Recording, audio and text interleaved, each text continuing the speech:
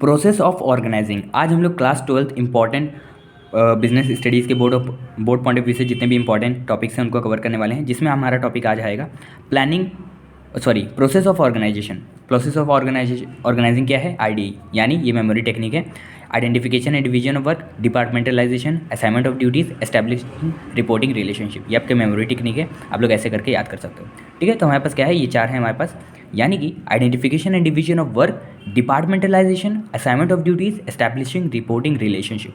अब देखो, आप सभी को बता देता हूँ एक चीज़ कि हम लोग जो ओटीपी बैच है उसमें मैं पूरी प्लेलिस्ट मेंटेन करते हुए चल रहा हूँ। बिजनेस स्टडीज़ के हर एक इंपॉर्टेंट टॉपिक से आप सभी को वीडियो वहाँ मिल जाएगी। एंड कोई इंपॉर्टेंट टॉपिक आपको समझ में नहीं आ रहा तो कमेंट सेक्शन में बताना, अगर मेरे को समझ में आया होगा तो मैं आपको भी समझा दूंगा। ओके, तो आप लोग एक छोटा सा डायग्राम ऐसे बना सकते हो, कुछ भी ऑर्डर अरेंजमेंट अच्छे तरीके से डायग्राम बना के आना, आपकी प्रेजेंटेशन काफ़ी अच्छी हो जाती है। सबसे पहला प्रोसेस है हमारे पास ऑर्गेनाइजिंग में identification and division of work. ठीक है, यानी आइडेंटिफिकेशन करना एंड वर्क को डिवाइड करना। द वेरी फर्स्ट स्टेप, ये वाली लाइन मैंने आप सभी को बताई है कि कैसे लिखना है। ठीक है, ये प्रेजेंटेशन वाली लाइन है, लिखने में अच्छी लगती है। Identification is already planned, identification हमारी ऑलरेडी प्लान हो चुकी है। अब हम लोग को क्या करना है, division of work to avoid duplication of work. यहाँ पे ये एक लाइन गलत लिखी, एक लाइन लिखना भूल गया हूँ, तो यहाँ पर लिख लेना division of work to avoid duplication of work and the burden of work can be distributed among employees. यानी पूरा अगर बर्डन मैनेजर ही अपने ऊपर ले लेगा तो भाई वर्कर काम क्या करेंगे? अगर वर्कर्स में अपना काम डिवाइड कर देगा तो वो अच्छे से अपना मैनेजमेंट संभाल पाएगा और अच्छे से प्रोडक्टिविटी इंक्रीज हो पाएगी, इफेक्टिव आप हो पाओगे, एफिशिएंट हो पाओगे। ठीक है, सेकंड प्रोसेस है हमारे पास departmentalization. The second process organizing process is departmentalization. Once a work is divided into small activity, जब एक बार आप वर्क को छोटे छोटे एक्टिविटीज़ में डिवाइड कर देते हो, then those activities which are similar are group. जो सिमिलर एक्टिविटी है, सिमिलर इन नेचर है, उनको ग्रुप कर देना रहता है। डिपार्टमेंटलाइजेशन का मतलब यही होता है। दिस फैसिलिटेट्स स्पेशलाइजेशन, ये याद रखना, इंपॉर्टेंट टॉपिक है। 1 मार्क में पूछ लिया जाता है कि डिपार्टमेंटलाइजेशन से क्या होता है, तो स्पेशलाइजेशन होता है डिपार्टमेंटलाइजेशन से।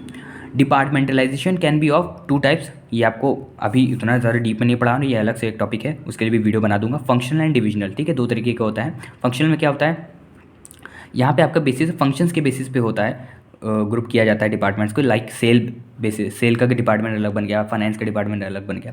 ठीक है, और डिविजनल में क्या होता है, प्रोडक्ट के ऊपर बनता है। मान लो मिल्क का अलग बन गया, ब्रेड का अलग बन गया, कॉफ़ी का डिपार्टमेंट अलग बन गया, इस तरीके से।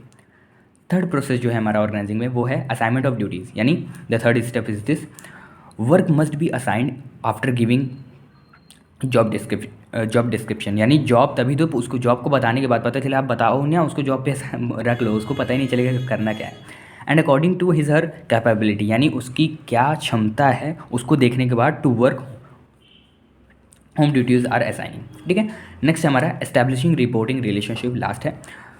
The last step is this, ये वाले लिख देना अच्छे से।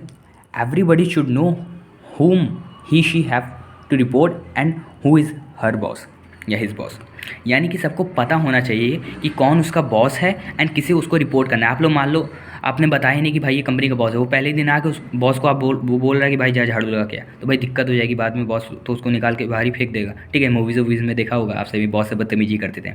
तो पता होना चाहिए लोगों को, रिलेशनशिप पता होनी चाहिए कि इसके बीच में, हमारे बीच में रिलेशनशिप क्या है, ये हमारा बॉस है कि हमारा सबॉर्डिनेट है, ये एम्प्लॉय है कि क्या है ये। ठीक है, it shows the relationship among the employees and superiors, दोनों के बीच की रिलेशनशिप बताता है। तो हो गया, आप सभी का पॉइंट पूरा क्लियर हो गया होगा। कोई भी दिक्कत है तो कमेंट सेक्शन में पूछ सकते हो। तब तक के लिए मिलते हैं आप सभी को अपनी नेक्स्ट वीडियो में। Take care everybody, bye bye, जय हिंद, जय भारत।